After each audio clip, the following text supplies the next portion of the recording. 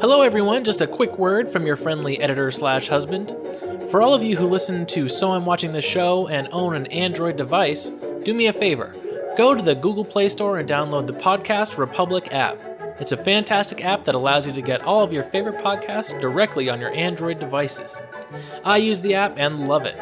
I can search for the podcasts I want to listen to, select them as favorites, and have them all just a click away. Make sure you set So I'm Watching the Show as a favorite so you don't miss any new episodes. Again, the app is Podcast Republic, available on your Android device. Thanks! I was thinking that with this, very prolonged rebrand that we're doing, that we should change to the name to I'm So Tired or I Just Didn't Have the Time. Okay, we just didn't have the time. I am so tired. I've been weirdly, since we moved in this new house, and it's nothing to do with the house, I don't think, except for the fact that I'm sleeping in an unusual place. I have been waking up at 4 o'clock and not being able to go back to sleep. Mm-hmm. So I've been getting max 6 hours of sleep every night since we moved in last weekend. And I'm just on autopilot for the most part. Yeah, because I watched all of this, but the first half of it, I is not there. So we'll figure something out. Yeah.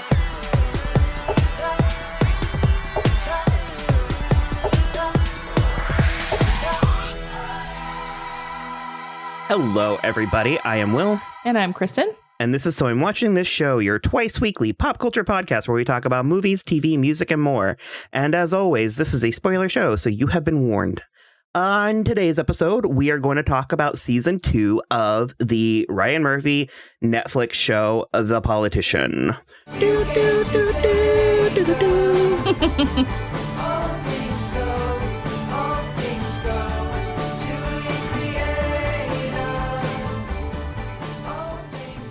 That just sounded like Spectro Magic. I don't know. A little, yeah. It does not sound quite like that Sufjan Stevens song.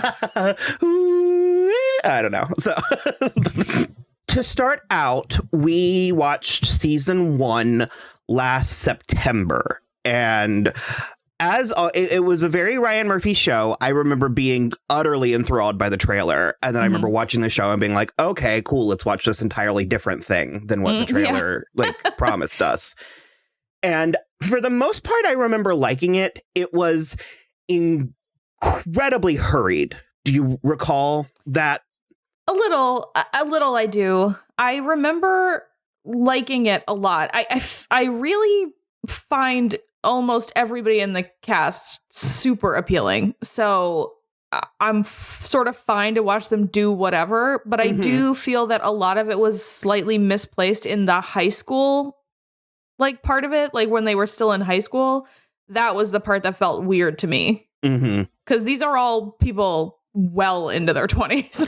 Actually, that part didn't bother me too much. We talk about this a lot, and Ryan Murphy is a very particular siren song. Yeah, for us especially, apparently. Well, I think I made this exact comparison in our season 1 coverage, but I don't think this is problematic to say or whatever, but there are certain people that have certain niches. And so Ryan Murphy very much reminds me of a Tyler Perry, where it's he has a very specific talent and vision, and he provides content to a demographic that doesn't necessarily get catered to, but he does it consistently and with varying degrees of quality. Yeah. Because it's very much like that, because Tyler Perry has actually made some very good things, a handful of very good things. But you're right, he caters, just like Ryan Murphy, to an underserved demographic. Because I don't want to be derivative and say that, he's for gay people and Tyler Perry's for black people. That feels really... No, because that's the type of thing that everyone can enjoy everything. It just depends on your perspective and what you're doing. But I think the point is that because it's an underserved demographic, I think sometimes Ryan Murphy is I'm going to phone this in and they're going to love it anyway.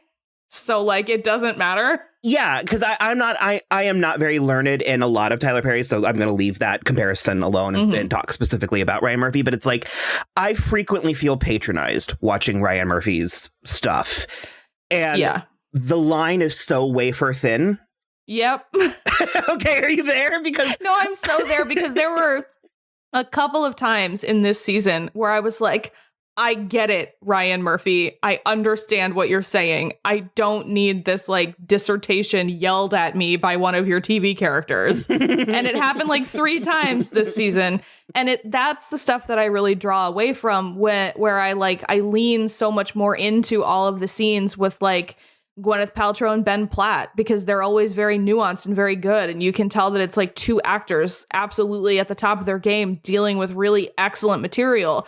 But it's like there's moments where certain characters, and it's not to speak ill of the actors or anything, but certain characters are given these mouthfuls to spit out. And it's just like, yes, I understand that you got that from woke.com, but like it doesn't. It's just like a wad of gum. It really chafes because I'm like, I'm not the one this is for. And the people who this is for are not watching Ryan Murphy shows. And also it's shoehorned in between the like comedy and the titillation and stuff. Right. So it just comes off as clunky. And this season in particularly, okay, I already have like 6 different things I'm trying to say at the same time. Full disclosure, I actually liked this. Yeah, me too. I loved it. I was surprised. Yeah. The show has not been particularly well received, and this season had an even lacklusterless.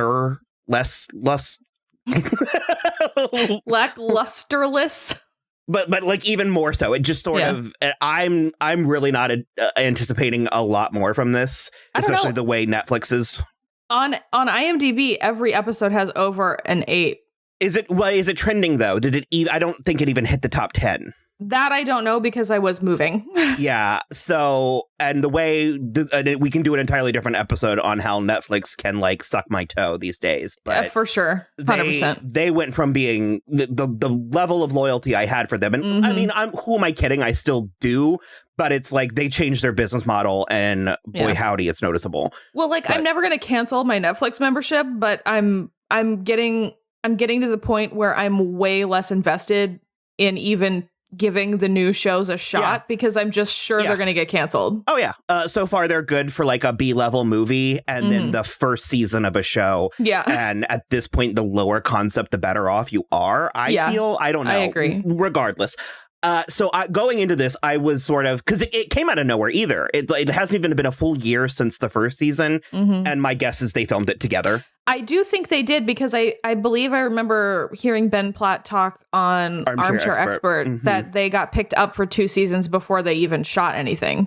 So I think they did film it all at once. And so this just sort of, in my opinion, jumped into Netflix a couple weeks ago. And you were like, it's there. And I was like, shit. Yeah. And so I was expecting very little from it. And I actually ended up liking it a lot. And as always, this is going to be a little redundant thematically to any of our other Ryan Murphy shows, because as you've already said, the moments where the show absolutely take flights and soars are the moments when the actors are actually allowed to act, to actually sit down within a scene and be these characters. And far too often, as we've already mentioned, they're like ham-fisting plot in between these scenes, and plot and like lessons where it's like I'm not tuning into the show to watch a very special episode, you know. And you and I had part of a conversation last week, and we kept it, to a minimum because we knew we were going to be doing this recording. But I've been doing a lot of studying on just the art of storytelling and the history of storytelling. And historically, stories used to be far more plot driven. When you think mythologies, when you think legends, fables, fairy tales, it's Beowulf is a series of crazy events that happen one after the other with very little through line. And it's one of the reasons why a lot of those stories are difficult to adapt into a movie or TV show without radically altering their fibers. Right. Well, because we talked about it, we were like, that's why they can't manage to make a good Greek mythology movie. Yeah, or a fairy tale movie or something. Because even the Disney fairy tales, most of them are suggestions of their source material. And so you kind of have to take the themes or take the, morals or lessons, or sometimes even as simple as an aesthetic, and run with it. Yeah.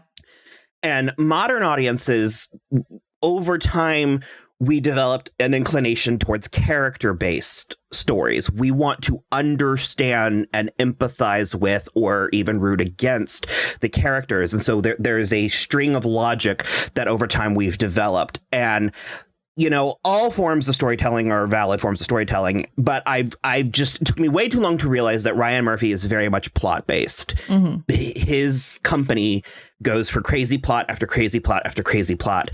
And sometimes it works and sometimes it doesn't. And I think most of the actors that he works with are all talented. Mm-hmm. However, it takes real gems to manual labor make it make sense a lot of times. It's why I think it's why we cling so hard to like the Sarah Paulson and Evan Peters and Emma Roberts, and because they and Gwyneth Paltrow in this, I think Ben Platt in this, and then I was going to say also Jessica Lange. I think it's why we cling to these performers specifically in all of his stuff, because they are, first of all, just like super gifted and we like them anyway, but they are the ones who are able to glean the actual character work from the zany plot after zany plot after zany plot. And I think especially the moments when those characters get to share the screen together, it's like watching a masterclass. It's Clash of the Titans. Yeah. 100%. It just like if Sarah Paulson ever came on this show, I think I would die. Well, I mean, we had a full season of Judith Light and Bette Midler. I can't even kind of talk about them together, and they just set their mind to it. It's the kind of thing that it takes like a persona, like it takes a certain type of person, because someone like Jessica Lange, it's like you just understand that she herself barely tolerates Ryan. Sure, she's just sort of like, sure, I'll do you a favor and come back to your little show.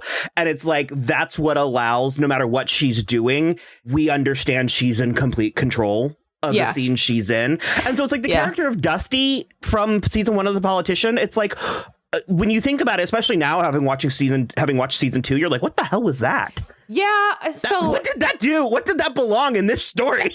I have two things to say. The first of which is that I think that's why we both prefer, and why people have made so many more bones about the shows that he makes that are historical, because he can't get zany in the OJ Simpson trial. You know what I mean? Like, it's already zany enough and he can't make it different because it happened and we all saw it.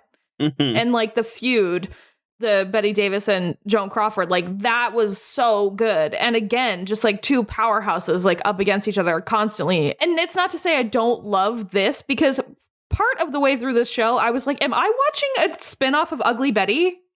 Because it just felt like very Ugly Betty-ish to me. And that's when I agree with Andrew that the opening, the like credits were like way too weird for what we were watching. But I'm not sure where to go from there. I really liked it. I do have those issues with all of his stuff. I have plenty of places. For starters, second, I guess, I did find this season to be more streamlined than season 1. I agree with that too. Which I think was appropriate. Even still, like even with shedding locations and some characters, there still was somehow too much, not enough. I enjoy their presence, but I don't really care about McAfee, or I don't like James. And Skye is fine, but she was like a decoration. I couldn't disagree with you more. Oh, okay. Okay. Okay. Let's go. I can take or leave James. He's not my favorite, but I like him. I like him enough, and I like the dynamic, especially that McAfee, James, and Skye have together, especially in that one episode where McAfee's like trying to be her own person for an episode because they're in this like weird toxic. I found it too tedious. So, okay, I understand that, and I can agree to a point, but I really, really like the actress. And so that is like half the appeal. And honestly, there's a scene like much later, way towards the end, where Bette Midler's character is like, I don't know, that spicy lube. Well, the spicy lube part's later, but it's before that when she's talking about her to Judith Light, and she's like, you know, that one that looks like a pastel Diane Keaton. And like I'm like, yes, that is the reason that I like her. That's it. That's the reason. I like McAfee more, but they were very there in a way. Well, they're his like team. Yeah. But here's the thing for me that I was actually pretty disappointed at this season. There was, for me, not enough Infinity or Astrid. There was not enough Astrid. Infinity, I think they were working with what they could. Like, I think Zoe Deutsch had limited availability. That was the implication I got. Yeah. I don't know where to go. I don't know whether to start with Zoe or Infinity. Because she approaches the character with such craze, like so absolutely insane. And there's like it's very manic. Yeah. And she's so funny, but she's not, I can't think of the word. She's not volatile. No. Like, she's weirdly steadied considering how insane she is. Mm-hmm. Considering I just kind of shaded her plot and Dusty's character from season 1, it's like this does slightly feel like someone who it has a very unbreakable Kimmy Schmidt. Like, she came through the abuse on the other side. Stronger. Like, stronger than ever. And her like weird, I don't think it was her introduction to this season, but it was like the first time I really noticed her was that weird subplot with Andrew that just when it was just over. I was like, okay. Yeah, that's a character I'm unclear about. Yeah, she goes into the restaurant and just tells him off, and it is so the truth and nothing but the truth. It really is. And that's one of the few times, and again, you know, exceptionally talented Zoe Deutsch, where it's like the topicalness of the point he was trying to make didn't feel ham-fisted. It felt organic and part of. Exactly. It's one of the moments where the very special episode actually was fine, where I was like, yeah, you tell him not to keep calling you. It is creepy. You're right. Because historically, you know, women, and especially in entertainment, female characters have been treated like prizes to be won. And that was my issue with the framing of Stiles and Lydia for the first few seasons of Teen Wolf, where I didn't want them to end up, you know, in a romantic scenario together. But it was really good. And I do think it is a talent how much a part of the show Infinity still felt, considering that she was 1 in 3 episodes. I think, very, very few. I was happy every time I saw her, though. Zoe looked so beautiful. She's freaking gorgeous. I can't handle it. There was one scene. Yeah, I just wrote gorgeous. There was one scene where I think it wasn't when she stole the ballot. Maybe it was when she stole the ballot box. I don't know. And that's like the kind of thing where it's like, that part was funny to me. Mm-hmm. Yeah, me too. I mean, it is a felony, but I don't know. So, jumping all around as we tend to do. Well, no. Let's go back to Astrid. Okay. I think Lucy Boynton did a fantastic job, and I don't necessarily know that if the show continues, I want a show without her, but I also don't know if she necessarily needs to be a series regular, and if she is, then they need to reframe a few things.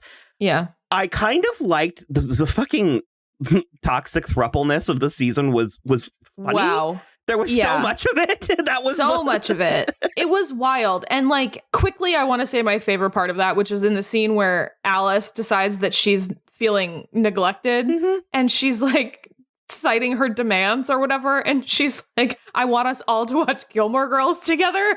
And Astrid just is like, I've never seen Gilmore Girls, so I'm fine with that, whatever. And she's just like barely even paying attention. But I just loved that like weird little tete-a-tete that they had together where they just were like, these are the things. And that's it. And it like worked. That's one of the ones where it's like that could have felt more patronizing to me if the three of them weren't so good. But the fact that we have this like clearly gay man is in this threesome with 2 women and it is actually working. I don't know. That was hilarious to me. I love it. And I actually, so Peyton is not supposed to be gay, is he? Well, I mean, no, but Ben Platt is gay, but I think that he carries off. He was in love with River. Well, but that was, I guess isn't? Who isn't? But they make just several points about that in this, that like he didn't think River was gay. And it's not that he wanted to like be with him, but I don't know. Well, Peyton is a narcissist first and foremost. So. Exactly. So like that's I totally agree. But I actually what I wanted to say is that I think that Ben Platt carries off being a straight romantic lead very well. I would say like a modern guy, like a young millennial Gen Z kind of dude. I think it works. And I did find the dynamic of the threesome funny because Astrid, I wish we got a little bit more of a glimpse into her. And we started off like she had a plot in the first 2 episodes, Yeah. But it was like she was doing it because she was bored. Yeah. And, well, she was bored and they weren't listening to her. Yeah. And because when Alice like confesses that she's getting jealous, Astrid is just like rolling her eyes and just moves to the other side of the bed. Yeah. And it's like, all right, fine. I don't care. Whatever. And so I think we agree on this. And I don't think that this is a wild thing or shocking thing to say, but Alice is the best character on this show. Do you not agree? Okay. Not no. I don't know who I'd put in her place. So, but I hadn't really thought about it. Well, Gwyneth Paltrow, but there's this weird, dignified sadness to her, and it reminds me of not necessarily the character Sarah Newland, but it was when we were reading Jacob's like breakdown from Jacob Clifton's breakdown from True Blood, where he was like, she doesn't realize that she herself can be the POTUS. She has that whole FLOTUS thing. And it's like, I feel like Alice feels very much like, because she doesn't feel like a leader. She doesn't strike me as, isn't her name Astrid in How to Train Your Dragon? Yes. Where we're like, she's clearly going to be the queen. You know what I mean? Right. That doesn't feel like Alice's journey. She does feel like a first lady. But she just understands the nature and responsibility and duty of her role so to her very core. And I don't think the people around her deserve her or appreciate the level. Like to me, she approaches Finn levels on The Magicians. Okay. Yeah, I see that. I agree. And I would say especially Peyton doesn't appreciate her until I would say the very end of this season. But I want to talk about Alice and Astrid together. Because I'm going to jump all the way to the end for this one. I wish it had done a little bit more. However, I think there was such a quiet loveliness to the time that they spent together at that weird commune when they were both pregnant. And then with Rainbow. Yeah, with Rainbow. REIGN. I think it was BEAU too. I really, really liked their scenes together. It also was, while I wish there was a little bit more to it, I do think it is potentially the next evolution of this type of scene, which is Astrid just is like, I can't do this anymore. And she doesn't need to say anything else because Alice understands that she doesn't mean the weird commune. She means the baby. She can't keep the baby. Pregnant and she doesn't want to keep the baby. We just mentioned that. They're both pregnant together. They're both pregnant from... Which that was kind of hilarious too. From apparently an unencumbered night with Peyton.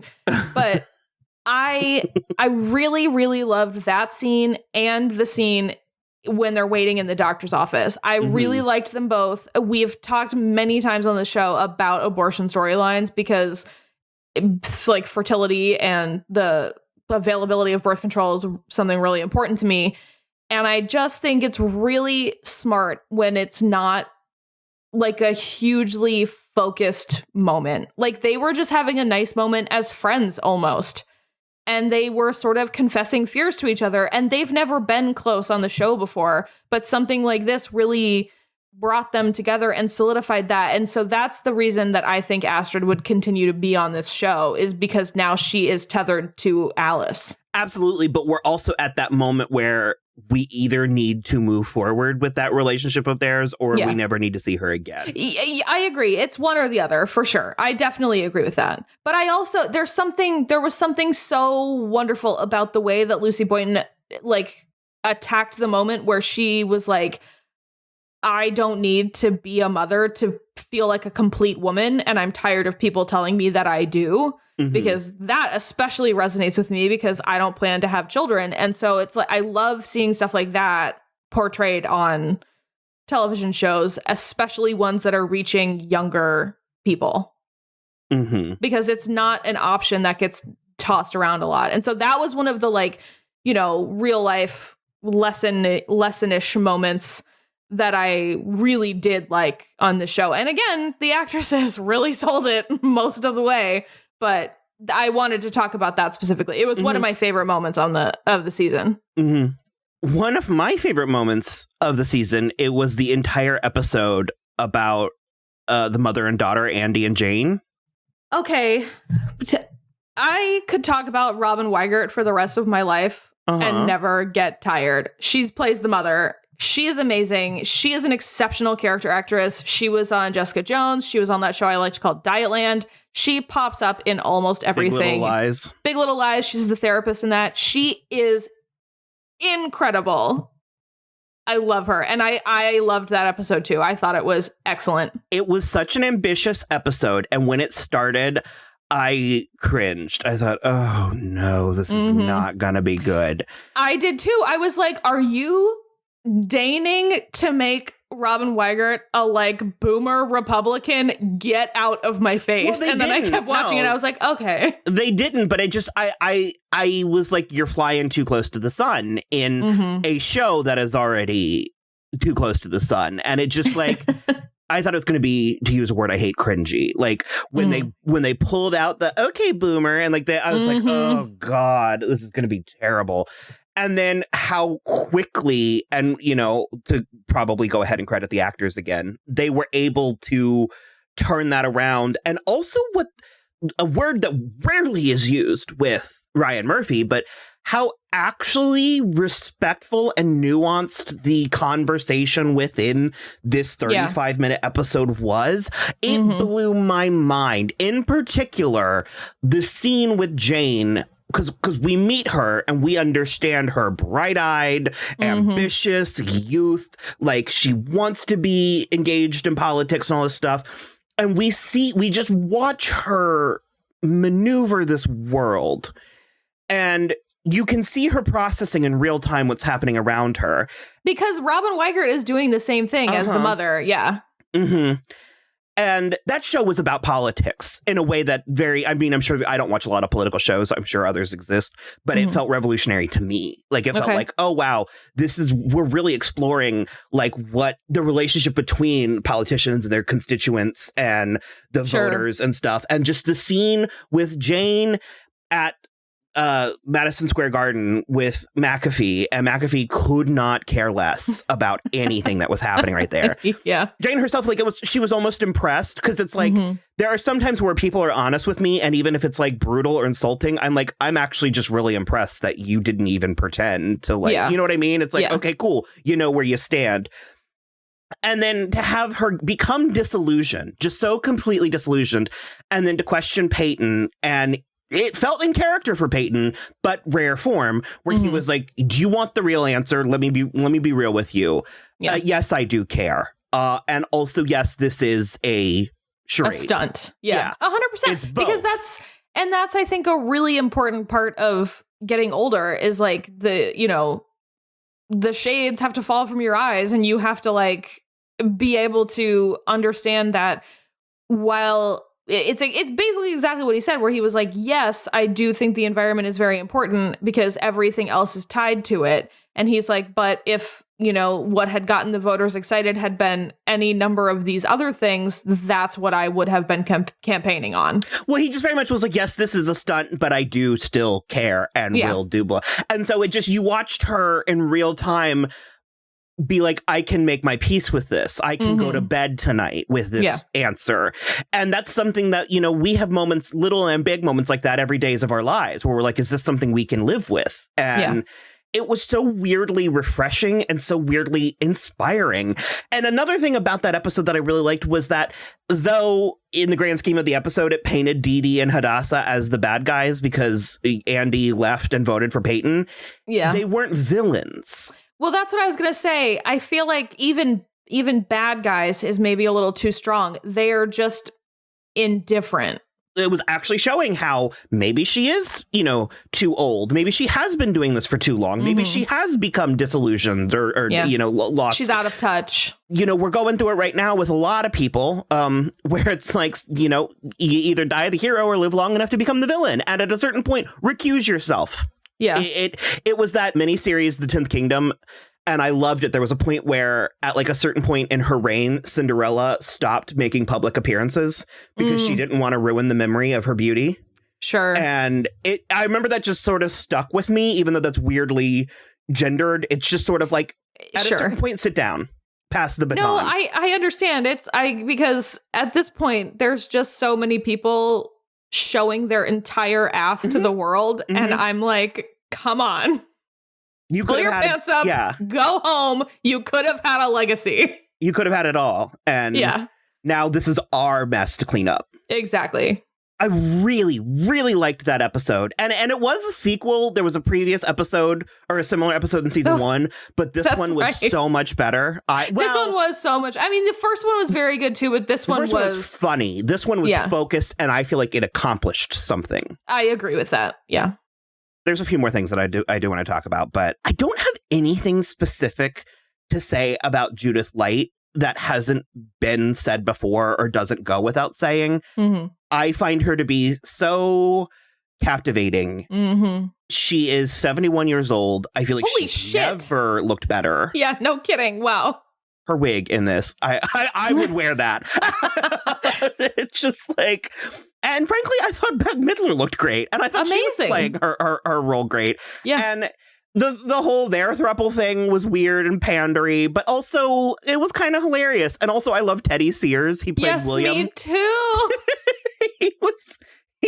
I could have handled a little bit more material from him.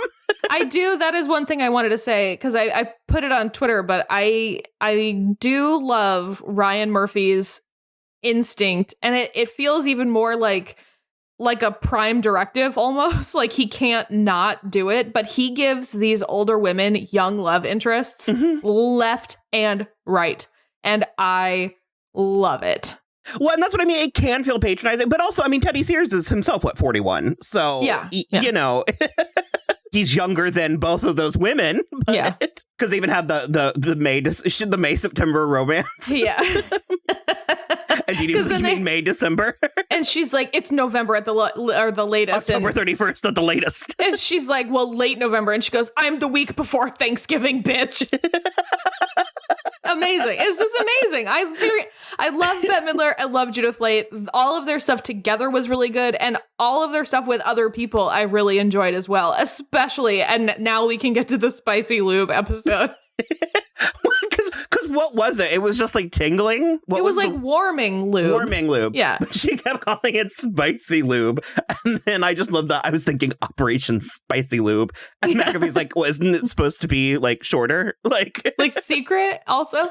Well, I also then loved that when McAfee was retelling the story to Peyton, she was like, because she was hiding in the closet watching them use the Spicy Lube, and she was like, and it looked amazing, like so amazing that I think I'm going to go buy some. And I mean, I'm going to actually go buy some on my way home, and I'm going to use it. And she just like kept going into it, and I was like, it was like McAfee.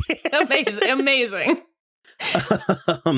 And actually, because the closet and the shoes and all that, I was going to say that's something going back to the first point I made about like Ryan Murphy, catering to a very specific demographic. These shows are almost always, at the very least, amusing. Whether or not they're good or make sense, the jury's out. But they're usually amusing, they're usually funny, a little bit wicked, and they are gorgeous. There were so many shots in this season just of beautiful restaurants and beautiful architecture and parks and clothes and just like, it's just so glamorous. And I would also like to talk about every moment that Gwyneth Paltrow wears a flowy dress. The one on the couch when she stood up. Well, the one on the couch when she stood up, but also the one where she's painting that ridiculous painting and she's wearing that turquoise gauzy thing out on the balcony. So that's like my dream life. So, okay, I'm going to say something surprising, but I thought her presence in the season was odd. And I think ultimately I decided that I liked it because she really wasn't in a ton of it. They didn't overdo her. And of course, going where it ends, I think the end justifies it and was, hilarious in its own right. But her whole running for governor plot was very strange to me also because it also wasn't a plot. It just was sort of, that was very Ryan Murphy where they introduced this thing and she's like, California's going to secede. And then we don't talk about it for like 6 episodes. Yeah. And I'm changing my mind as I'm speaking because... Well, I was about to say, I feel like the only scene where she was really, really utilized was the scene where she was talking to Peyton on the couch, being his mother. And so I was starting to say, like, I think that was her role. But then I also like the grand mythos that surrounds her. Yes, me too. That she is more than just his mother. So yeah. I'm changing my mind. I don't know. It was tonally inconsistent to me. However, the scene on the couch, she just... At the end. Yes, she just weirdly exuded so much warmth. And I feel like that's something that you don't equate to Gwyneth Paltrow a ton. Not a ton. I think that that's a mistake that a lot of people make. I think she's capable of being very warm, and I think she has done it before, but she does get played off like an ice queen a lot of the time. Well, I mean, she as the show even announces, she's very beautiful, because what did she say? I'm very good at sex. I work I work shockingly hard for someone as pretty as me or something like that. As conventionally attractive as I am or something like that. And so it's like that's obviously the first thing you think is you look at her and you really peg her for a certain type, and she's playing that type on this show. And I think the surprise, at the center was that those types can care. They can be, nurturers and mothers. I would also argue that Georgina is playing that role for the public, and she isn't actually like that in her private life. Okay. Especially with Peyton, because he's her favorite. And I do really love the blurred lines sometimes on this show where they're having the conversation. Because in the first season, she actually tells him, "You frighten me." Yeah. He brings that up in that conversation on the couch. It's very Olympian, like the dynamics and stuff. And just the way that when she's trying to explain to him the difference between ethics and morals. And it's such a dodgy scene, especially in this climate, to have, two impossibly rich, powerful, good-looking people also involving themselves in politics, talking about ethically and morally gray areas that could be so off-putting. Yeah, but again, so quickly. The performers, I mean, it's just, it all comes down to the two of them, because I think both of them are very capable of being, like we were talking about, cold and sort of domineering, because Peyton gets a lot of that. Ben Platt gets a lot of that. But I think they both even sociopathic. Definitely sociopathic. But I think at their cores, they're both very decent, warm, like happy, cheerful people and like loving people that I just feel those scenes where that stuff comes through, those are my favorite parts. Like when you can tell that Peyton is not acting in any way, that's and he really only lets that down with Georgina until he does with Alice at the very end as well. And those are the moments that are my favorite. I love how Georgina, after she has this, very tender, intimate moment with her son, and then it's like even she slightly acknowledges, like, even with him, she has to put the facade back up. Like she realizes, and she's like, well, put the costume back on. And she gets up and, I have to go take a milk bath. You know what I mean? And it's like, I think this might be one of the closest glimpses to real Gwyneth Paltrow we've ever seen. I would say probably. Because I think that notion of playing the character, and where does the line blur even in her, or in her own life. And there was a moment on the couch where she looked so much like her mother. Oh my God, I know. I saw it too. We're getting to that point, and just she looks so much like Blythe Danner anyway. Mm-hmm. But she did like a lip purse, and I just she looked so much like her mother. But yeah, I have such a hard time explaining why I like her as much as I don't actually. I have a very easy time explaining why I like her as much as I do, but people just aren't willing to have that conversation. Which I don't really understand, because I mean, she, even if, I don't know, it must be all the goop stuff. Yeah, but yeah. Which I find funny. You know what I mean? It's just like, don't buy it. Yeah. I just don't know what to tell at least you. At the very least, she's scamming other rich ladies. Let her. Yeah. Do you know what I mean? Like, right? by all means, help yourself. You know, like, Eddie, we've been trying to kill you for ages. You're going to kill each other. Just do it by yourself. Absolutely. And yet again, another thing that I think she gets so little credit for is her sense of humor, even about herself. You know what I mean? It's like, I really appreciate this role. I'm very curious to see what this show would look like if it continues. I'm not expecting much. I feel like I have to see Georgina the president. I feel like if I don't see Georgina the president form, I don't want scenes. Do you know what I mean? Like, sure. I glanced at my notes and I did just. This goes to the point where I want Astrid to be on this show, but it's when James like was so mad and punched all of the computers, and she just as calmly as can be goes, "Well, in hindsight, we should have lined them up that way." It was very like we were asking for it by doing that. Yeah. And yeah, I don't know. I did ultimately end up really enjoying this, all things considered. I don't know that I would go as far as to say it was an excellent show or I highly recommend it, but it was a fabulous gay waste of time. Do you know what I mean? Yeah, like, but I will say I was also like cackling last night when I was finishing it. Like, I was laughing out loud a lot. And it did surprise me. I guess I am saying that I thought it was pretty good. It did end up going to some places that sort of surprised me, especially in context, because that's another thing where, you know, we've talked on and off about my reception to things and being contrary and stuff. And it's not that I like being contrary, but I oftentimes I'm trying to, well, not even because I hate the term devil's advocate, but it's like, if something has a reputation for being excellent, then I'm like, well, let's challenge that and see. And when I noticed that this had, you know, a very low RT, I was like, okay, well, and I was like, watching it, I was like, this is great. So, you know, I think it was great. All things considered. Me too. I agree. Is there anything else that you wanted to? Not anything specific. I think we touched on all the people I wanted to talk about. So I just don't have it in me to get into the cancel culture stuff, even though it was very funny. The Geronimo pretty funny thing was very funny. I will say I did love his defense of it, because he was just like, he's so clearly really just into Geronimo. And he's like, sometimes I like to feel powerful. I look really good in the headdress and I look really good in the Speedo. And so I was like, why don't I put them both on? And I looked amazing. No lies. He's like, just there on were this no lies thing. detected. And no, I know. It was amazing. We're here for the good fight the good fight, you know, make the change, all that.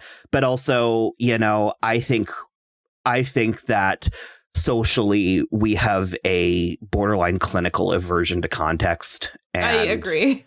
I agree. Like, there is like so many things deserve context. And I do feel so when the picture came out of him as a child dressed like Geronimo, I felt like that was a little tongue in cheek from Ryan Murphy when he had to go apologize for like the deep like shame that he felt. And I just was like, okay, I see what you're doing, Ryan Murphy. And I thought it was very clever satire that I think a lot of people won't pick up on. But like, I don't know. I agree with you. We are clinically averse to context for sure. like almost institutionalizingly so. It just, well, to quote Eddie Izzard a second time in this episode, what does he say? Perjury, you know, one. Perjury 1 is like... I killed that guy, or I didn't kill that guy, or whatever. Well, and he's like, perjury 9 is I stood up someone and I didn't. Sure, and I didn't. Yeah. And it's like, okay, so he wore a tacky costume. Sure, my bad.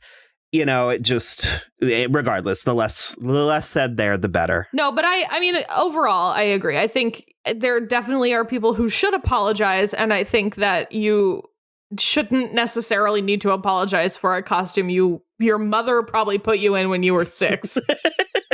You know what I mean? Like, how much did he actually have over that? Because I don't know, my friend Jenny played Tiger Lily in a production of Peter Pan. I better go scrub my Facebook and make sure that we as white people have done bad things, and I'm certainly not trying to erase that. At a certain point, the context does need to come into it, though, is what I'm saying. So lastly, before we go, I did want to say something about this. It was an ongoing story, and the way that my brain works, I sort of processed everything when it was final. But we lost the actress Naya Rivera this week. Yeah. And it was very, very tragic several ways over. I can't go as far as to say that I was a big fan of hers. I was only familiar with her work from Glee, but I did like her. I think she played Santana on Glee. I think that she was one of the very few people that was in control of her character on that show. Yeah. And I think she worked miracles on that show. She managed to pull off some incredible material in particular, and I'm not going to go ahead and play it because apparently she doesn't like it. I only found that last night when I was trying to find the scene to play the audio. But there is a scene where she tells off Kurt, and it goes for like 2 minutes. It is so funny. It is so hard. It is so mean. Well, it's another one that's nothing but the truth. And apparently it was very difficult for both of them. And it's neither of their favorite scenes. But to me, that almost is a testament to the level of talent and skill. She was beautiful. She was a phenomenally talented singer, actress, dancer, comedian, a very groundbreaking and pivotal depiction of female sexuality and her relationship, her romantic lesbian romance with Brittany. It ended up hitting me so much harder than I thought it was going to. Yeah, me too, especially given that I don't think I even finished season 2 of Glee, but she just was so young, and it was like, not even I young don't mother, really 4 years old. Yeah, young mother, he's only 4. Apparently that was the last thing she did was save him from whatever how she was drowning. She put him back in the boat and then she drowned. Which is just horrible. I can't imagine. And her last post on social media is a picture of them from that day. Know. And so, yeah, it just, I don't know. It really, really, I just wanted to say something. I just really wanted to put it out there. I feel like she wasn't done. And I know we say that a lot, but I think she had another thing in her. I guess she was on a show that's airing right now about cheerleading or something. Oh, interesting. And it felt like she had another big thing coming, at least for me. I agree with that. I hadn't heard a lot about her recently, but I agree. I didn't feel like she was finished, and I thought I'd see her again, especially because of her voice. She was the Lips in Rocky Horror when they did that. Yes. I think that might have been her first solo on the show. Oh, yeah. And I wanted to play something and take your pick. I mean, I already said science fiction motion picture, right? Did I say that right? I have no idea. Science fiction. Ooh. Double feature. There you go. Anyway, River Deep Mountain High, Valerie. Valerie was the first one that came to mind, and she did sing If I Die Young. Yeah. When Corey and the tribute episode when the quarterback, when he died. And the internet was divided as to whether or not that was in good or bad taste. And I found it to be in good taste because I thought it was a beautiful, beautiful cover of the song. And I think it's a tribute. You know what I mean? I think it's maybe it's too soon for poetic irony. But well, I mean, I don't. I mean, she sang it. It exists. What are we supposed to not listen to it again?